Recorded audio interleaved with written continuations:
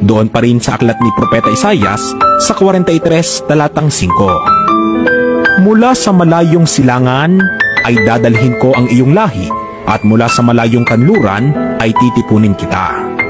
Sa makatuwid, yung silanganan na pagmumulan ng bayang pinili ng Diyos kapalit sa Israel ay bansa sa malayong silangan.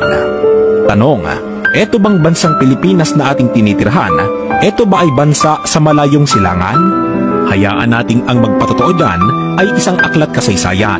Dito sa aklat na pinamagatang Asia and the Philippines ni Horacio de la Costa sa pahina 169 ay ganito ang sinasabi na ililiwat ko na sa ating wika.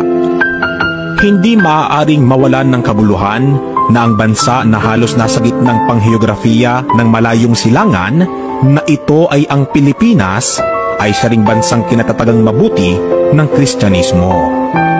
Natiyak natin ang pagmumulan ng mga tao na bansa na luluwalhati nga sa Panginoon na Diyos ng Israel na ang banggit ay silanganan o malayong silangan ay tumutukoy sa bansang Pilipinas. Pero baka may magsabi ng ganito, ang bansang Pilipinas ba ay pasok din sa description ng sulat ni Isaias na ang banggit ay sa mga pulo ng dagat?